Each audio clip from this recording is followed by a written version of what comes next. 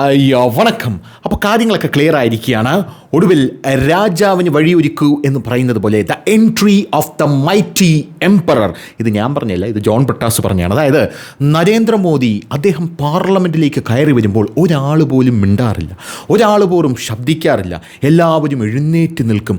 ഒരു mighty emperor വരുന്നത് പോലെയാണ് നരേന്ദ്രമോദി പാർലമെൻറ്റിലേക്ക് നടന്നു വരുന്നത് എന്ന് ജോൺ ബ്രിട്ടാസ് ആണ് പറഞ്ഞിരിക്കുന്നത്. അപ്പോൾ നരേന്ദ്രമോദി പാർലമെൻറ്റ് സെഷനിൽ വന്നിരിക്കുന്ന സമയത്തും നരേന്ദ്രമോദി പാർലമെൻറ്റിലേക്ക് വരുന്ന ഓരോ ദിവസവും ആ ഒരു മൈറ്റിനെസ് ആ പാർലമെൻറ്റിന് ഫീൽ ചെയ്യും എന്ന് നമ്മൾ ആലോചിക്കണം. കാരണം ഇത്തരത്തിലൊരു പ്രധാനമന്ത്രി നമ്മുടെ രാജ്യത്ത് ഇതിനു മുമ്പ് ഉണ്ടായിട്ടില്ല. അതുകൊണ്ട് തന്നെയാണ്. കാരണം ഇത്ര ഗംഭീരമായിട്ട് പല രാജ്യങ്ങളുമായിട്ട് ബന്ധം കൊണ്ടുപോകുന്ന ഒരു പ്രധാനമന്ത്രി, ഇത്ര വിപ്ലവകരമായിട്ടുള്ള മാറ്റങ്ങൾ നമ്മുടെ രാജ്യത്ത് നടത്തിയ മറ്റൊരു പ്രധാനമന്ത്രി, ഇന്ദിരാഗാന്ധി അടിയന്തരാവസ്ഥയൊക്കെ പ്രഖ്യാപിച്ചിട്ടുണ്ട്.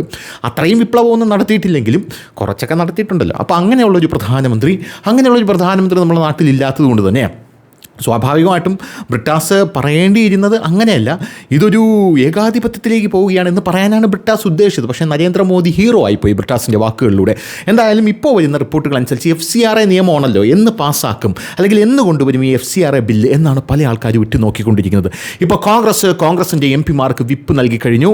ഈ വരുന്ന തിങ്കളാഴ്ച മുതൽ ബുധനാഴ്ച വരെ എല്ലാ ആൾക്കാരും സഭയിലുണ്ടായിരിക്കണം.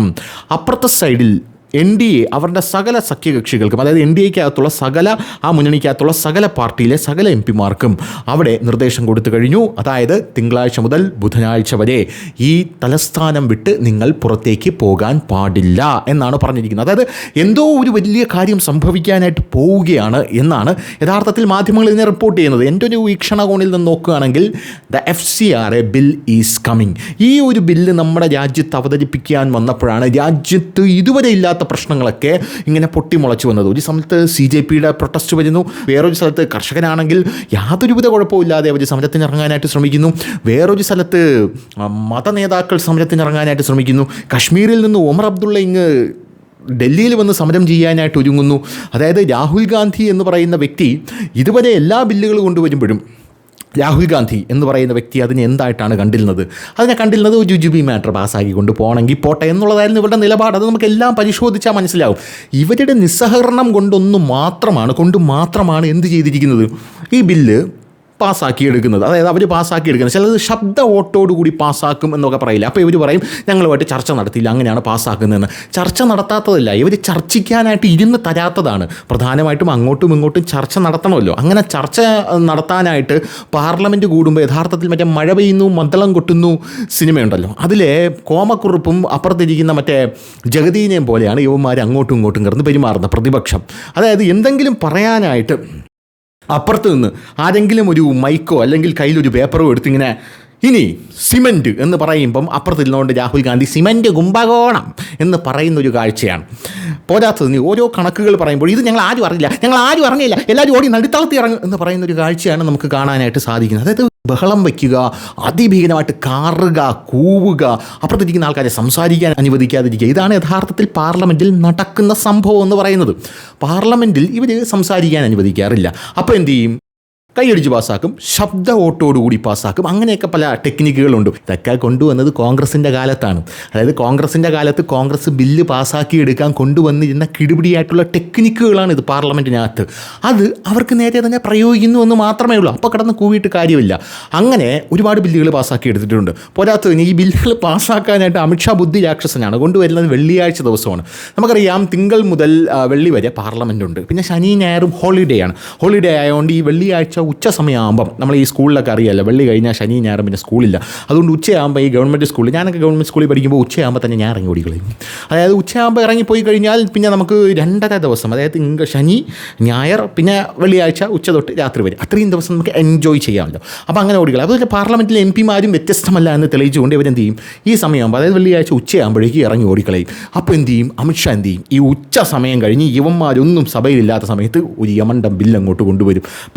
കൊണ്ടുവന്ന് വയ്ക്കും, പുട്ടുപോലെ പാസ്സാക്കിയെടുത്ത് അമിത്ഷാ അങ്ങ് പോവുകയും ചെയ്യും. ഇപ്പോൾ CJP പ്രൊട്ടസ്റ്റ് നടന്നപ്പോഴും 5-6 ബില്ലുകൾ പാസ്സാക്കിയിട്ടുണ്ട് എന്നുള്ളതാണ് മറ്റൊരു പ്രധാനപ്പെട്ട കാര്യം. പക്ഷേ FCRA ബില്ല് അങ്ങനെയല്ല. FCRA ബില്ല് നമ്മുടെ രാജ്യത്തുള്ള NGOകൾക്ക് വരുന്ന പണം ഓഡിറ്റ് ചെയ്യപ്പെടേണ്ട ബില്ലാണ്. രാഹുൽ ഗാന്ധിയുടെ മുട്ടിൽ തീ പിടിക്കും. കാരണം ഒരുപാട് NGOകൾ ഉണ്ടല്ലോ, രാഹുൽ ഗാന്ധിക്ക് അടക്കം.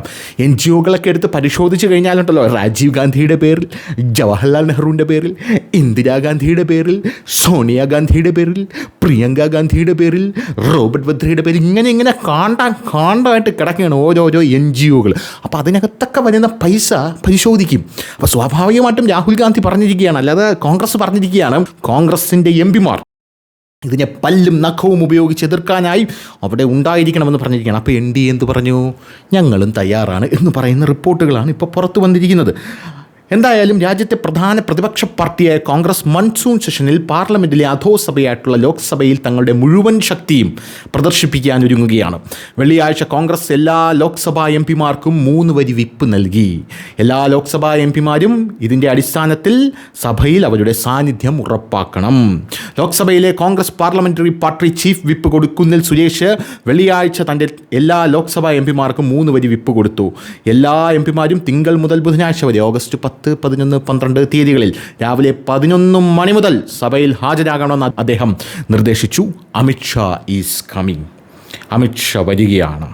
രാജാതി രാജർ, രാജഗംഭീരർ, രാജകുലതിലകർ, രാജമാർത്താണ്ഡർ, അമിത്ഷാ വരാർ എന്ന് പറയുന്നത് പോലെയാണ് കാര്യങ്ങളുടെ കിടപ്പെന്ന് പറയുന്നത്. എന്തായാലും NDAയും അവരുടെ MP-മാർക്ക് നിർദ്ദേശം കൊടുത്തിരിക്കുകയാണ്. മറുവശത്ത് കേന്ദ്രത്തിൽ ഭരണകക്ഷിയായിട്ടുള്ള ഭാരതീയ ജനതാ പാർട്ടി നയിക്കുന്ന നാഷണൽ ഡെമോക്രാറ്റിക് അലയൻസിൻ്റെ എല്ലാ MP-മാരോടും തിങ്കളാഴ്ച മുതൽ ദേശീയ തലസ്ഥാനമായിട്ടുള്ള ഡൽഹിയിൽ തന്നെ തുടരാൻ നിർദ്ദേശിച്ചിട്ടുണ്ട്. അപ്പോൾ വലുതെന്തോ വരാനിരിക്കുന്നുണ്ടെന്ന് പറഞ്ഞാൽ അത് ഇതാണ് സംഭവം. എന്തായാലും ഈ FCRA നിയമം പാസ്സാക്കി എടുക്കുന്നതോടുകൂടി കുറേ തലകൾ ഇവിടെ ഉരുളും. ഇനി ഫണ്ടുകളൊക്കെ ഇനി ഇതിനകത്തേക്ക് എങ്ങനെ വരും എന്നുള്ളതാണ് പല ആൾക്കാരും ആലോചിച്ച്. CJP പ്രൊട്ടസ്റ്റ് വരെയുള്ള പ്രൊട്ടസ്റ്റ് ഇവിടെ ഇങ്ങനെ നിൽക്കുകയാണല്ലോ, അത് കഴിഞ്ഞ് ഇനി പ്രൊട്ടസ്റ്റ് നടത്തണമല്ലോ, അതിന് ചിക്കിളി വേണമല്ലോ, ചിക്കിളി. ആ ചിക്കിളി എങ്ങനെ സമ്പാദിക്കും എന്നുള്ളതാണ് പ്രധാനപ്പെട്ട കാര്യം. ഇപ്പോൾ തന്നെ CJP പ്രൊട്ടസ്റ്റിൽ തന്നെ ഞാൻ മനസ്സിലാക്കുന്നത് ഈ ആഭ്യന്തരമായിട്ട്, അതായത് നമ്മുടെ രാജ്യത്തിനകത്ത് നിന്ന് തന്നെ ഒരുപാട് അവന്മാരെ പോക്കറ്റിൽ നിന്ന് ഫണ്ട് എടുത്തിറക്കി എന്നാണ് മനസ്സിലായി. ബിരിയാണി വയ്ക്കാനും ലൈം ജ്യൂസ് കൊടുക്കാനും മുട്ട പുഴുങ്ങാനും എല്ലാം കയ്യിൽ നിന്ന് തന്നെ പൈസ എടുത്ത് ചിലവാക്കി തേഞ്ഞുപോയി എന്നാണ് മനസ്സിലാക്കാനായിട്ട് സാധിക്കുന്നത്. അപ്പോൾ ഇനി ഇതുകൂടെ വന്നു കഴിയുമ്പോൾ മൊത്തത്തിൽ ഇത് ഒരു ക്ലീനായി മാറും. ഇപ്പോൾ രാഹുൽ ഗാന്ധി E20 പെട്രോളിൻ്റെ സെറ്റപ്പുമായിട്ട് വന്നിരിക്കുകയാണ്. രാഹുൽ ഗാന്ധി അദ്ദേഹം ഇപ്പോൾ ഇൻസ്റ്റാഗ്രാമിൽ റീലുകളൊക്കെ ഇടുകയാണ്. രാഹുൽ ഗാന്ധി കണ്ടല്ലോ, രാഹുൽ ഗാന്ധിയുടെ റീലിൻ്റെ വ്യൂസൊക്കെ കാണണം. 1.4 മില്യൺ, 1.5 മില്യൺ, 1.6 മില്യൺ. ഇന്ന് രാവിലെ പ്രധാനമന്ത്രി നരേന്ദ്രമോദി, ഇന്നലെ രാത്രി എന്തോ ഒരു റീലിട്ടത്, എനിക്ക് തോന്നുന്നു ഇപ്പോൾ 100 മില്യൺ ആവാറായെന്ന് തോന്നുന്നു. ആദ്യം ഇട്ട റീല് 500 മില്യണായി. അത് കഴിഞ്ഞിട്ടത് എനിക്ക് തോന്നുന്നു 300 മില്യണായി. അത് കഴിഞ്ഞ് 200. അപ്പോഴാണ് രാഹുൽ ഗാന്ധി 1.4 മില്യണും 1.2 മില്യണും കിടന്ന് വലിക്കുന്നത്. രാഹുൽ ഗാന്ധി അദ്ദേഹത്തിൻ്റെ കാറ് തുറക്കുന്നു. അദ്ദേഹത്തിൻ്റെ കാറ് തുറന്നു കഴിഞ്ഞ ശേഷം അദ്ദേഹം E20 പെട്രോളിനെ കുറിച്ച് പരിതപിക്കുന്നതാണ് യഥാർത്ഥത്തിൽ അദ്ദേഹത്തിൻ്റെ റീലിലൂടെ നമുക്ക് കാണാനായിട്ട് സാധിക്കുന്നത്. E20 പെട്രോളിനെ കുറിച്ചുള്ള സമരമാണ് ഇനി നമ്മൾ നടത്തേണ്ടതെന്നും ആ സമരമാണ് ഇനി നയിക്കേണ്ടത് എന്നുമാണ് രാഹുൽ ഗാന്ധി പ്രധാനമായിട്ടും പറഞ്ഞുകൊണ്ടിരിക്കുന്നത്. അതൊക്കെ വളരെ നല്ല കാര്യം തന്നെയാണ്. പക്ഷേ രാഹുൽ ഗാന്ധി ഇട്ട ആ ഒരു റീലുണ്ടല്ലോ, ആ റീല് ഇപ്പോൾ സമൂഹ മാധ്യമങ്ങളിൽ ജനങ്ങൾ ഓർത്ത് ചിരിക്കുകയാണ് എന്നുള്ളതാണ് പ്രധാനപ്പെട്ട കാര്യം. ഞാൻ വേണമെങ്കിൽ നിങ്ങൾക്കൊന്ന് കാണിച്ചു തരാം. അതാണ്ട് ഇതാണ് രാഹുൽ ഗാന്ധി ഇട്ട ആ റീൽ എന്ന് പറയുന്നത്. അതെ, ഇതാണ് ആ റീല്. ഈ ഇങ്ങനെ കാറിൽ തട്ടുന്നു, ഇതാ തുറന്നു വരുന്നു. ആ തുറക്കുമ്പോൾ ഒന്നുകൂടെ അതായത് വേണമെങ്കിൽ ഇവിടെ പ്ലേ ചെയ്താണ്. അളിയുടെ ഇവിടെ ഒന്ന് പ്ലേ ചെയ്യാൻ റീലും. ഇതാണ് റീല്. അങ്ങനെ കാറിങ്ങനെ തുറക്കുന്നത് കണ്ടോ, ഇങ്ങനെ തുറക്കുമ്പോൾ ക്ലിങ്ങെന്ന് ആ തുറന്നു വരുന്നത് കണ്ടോ, ആ ക്ലിങ്ങെന്ന് തുറന്നു വരുന്ന ആ സാധനം ഉണ്ടല്ലോ, അതായത് ഇത് തുറന്നു വരുന്ന ആ ഒരു ആ അടപ്പിൽ എഴുതി വെച്ചിട്ടുണ്ട് E20 എന്ന് അതിൽ എഴുതി വെച്ചിട്ടുണ്ട്. എന്തായിരുന്നാലും ചീറ്റി പണ്ടാരം ഉടങ്ങിപ്പോയി എന്ന് മാത്രമേ എനിക്ക് പറയാനായിട്ടുള്ളൂ. 2 മണിക്കൂറായി ഈ റീല് ഇട്ടിട്ട്. 2 മണിക്കൂർ മുമ്പിട്ട റീലിന് 4 ലക്ഷം ആൾക്കാർ പോലും ലൈക്ക് ചെയ്തിട്ടില്ല എന്നുള്ളതാണ് പ്രധാനപ്പെട്ട കാര്യം. 5 മില്യൺ വ്യൂസാണ് ഇത് ഇത്രയും നേരം കൊണ്ടായത് എന്നുള്ളത് മറ്റൊരു പ്രധാനപ്പെട്ട കാര്യം. എന്തായിരുന്നാലും അപ്പോൾ E20 കൊണ്ട് ഇറങ്ങാമെന്ന് വിചാരിച്ചാൽ അതും തേഞ്ഞു പോയതായിട്ട് ഇപ്പോൾ അറിയിക്കുകയാണ്. എന്തായിരുന്നാലും അടുത്ത തിങ്കൾ മുതൽ ബുധൻ വരെ രാജ്യത്ത് എന്തു വേണമെങ്കിലും സംഭവിക്കാം. അപ്പോൾ ശരി.